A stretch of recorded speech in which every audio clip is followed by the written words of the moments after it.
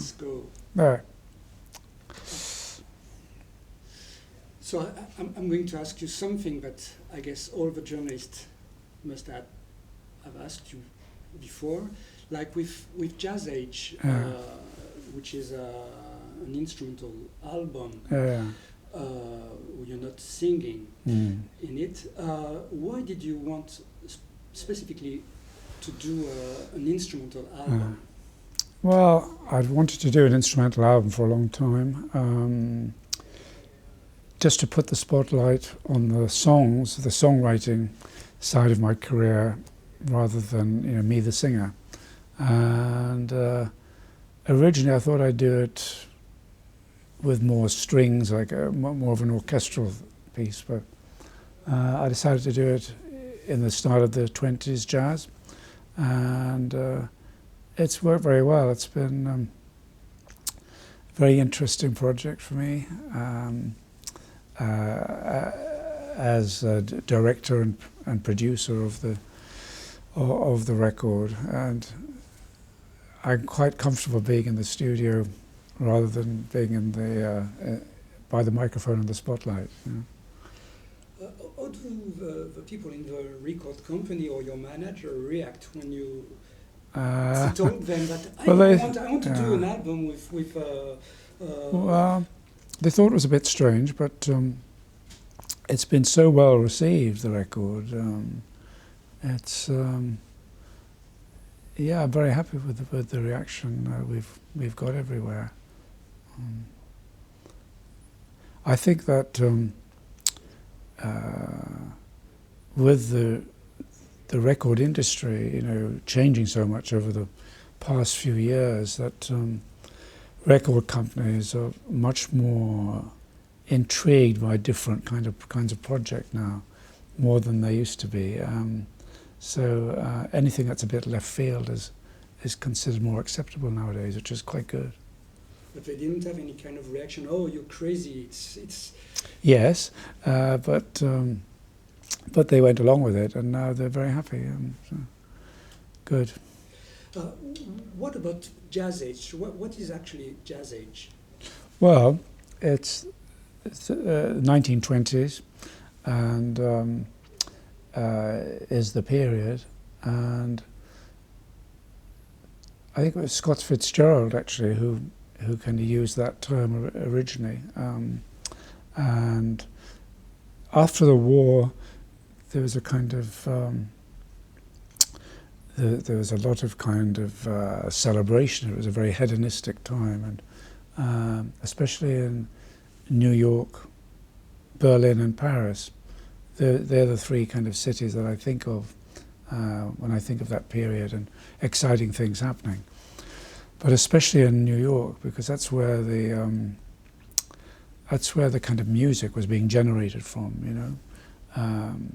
First of all, the jazz music started in New Orleans, in America, and then the players from there gradually moved north to Chicago and New York. And New York was where one of my favorite musicians worked, Duke Ellington, in a place called the Cotton Club. And that was one of the inspirations for the album, the music of Duke Ellington and also of Louis Armstrong, which is the two kind of main influences on the music we made. It's not the first time that you make a jazz record. Like in '99, you released As Time Go By. What is your relation to jazz? Well, it was.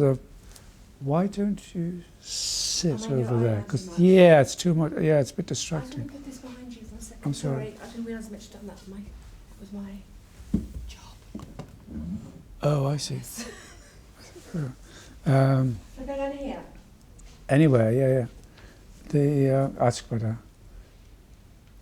You want me to Yeah, that one again. Like it's not the first time that you're doing a jazz album. Like in '99, you had As Time Goes By. Yeah. What is your relation to jazz? Well, jazz music was the first music that I kind of remember listening to or buying records in the mid-50s, a long time ago. And I was very young when I started being a music fan. And jazz was very popular then in England. And I think all over Europe, actually, there was a kind of a revival of interest in 1920s New Orleans jazz. And I became a big fan. And that started off my kind of journey, you know, through the world of music, you know, as a fan. So I first of all listened to early jazz, Louis Armstrong and so on, King Oliver, and then Duke Ellington, of course, right through to Charlie Parker, Ornette Coleman, and mainly instrumental music, because most of jazz was instrumental, you know.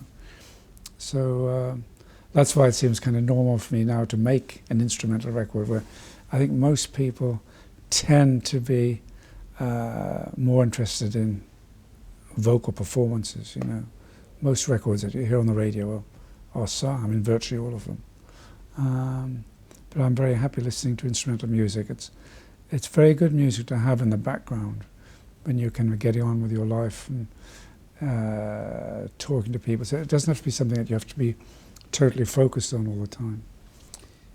I like the freedom of it, and it gives a lot of a freedom to the soloists. You know, say in this band, we obviously have tunes that they play, you know, my songs, but they are very kind of free to improvise and bring something new to the song, you know, with their own inventiveness, which is like one of the great beauties of jazz music. Colin Good was already working with you in '99 for As Time Go By. Yeah. Who are the musicians in Bryan Ferry Orchestra for Jazz Age? Well, Colin Good is, of course, the main. He's the main guy. He's been playing piano with me for a long time now, since As Time Goes By, and he's been a permanent fixture in my band as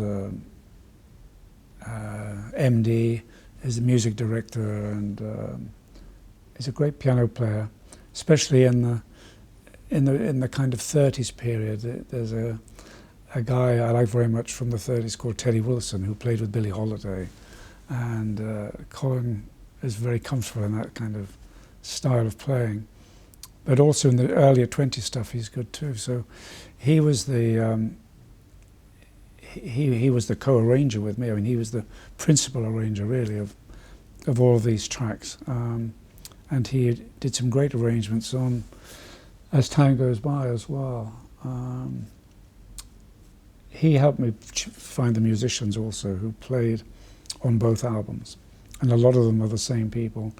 As Time Goes By, we did quite a long tour, and I got to know all the players very well, and they learnt the kind of things that I liked and so on, what my taste was in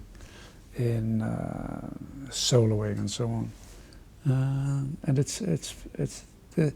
I guess the fact that I have such a long relationship with them, it's been a great help on this project.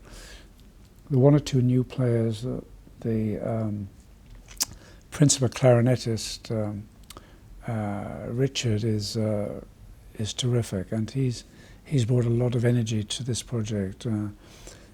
Instead of having a double bass, we've used bass saxophone, which is an instrument kind of strongly associated with the 1920s music, and very unusual to hear nowadays. A very, very, very expressive instrument, and that's been featured quite heavily on the album. I want to go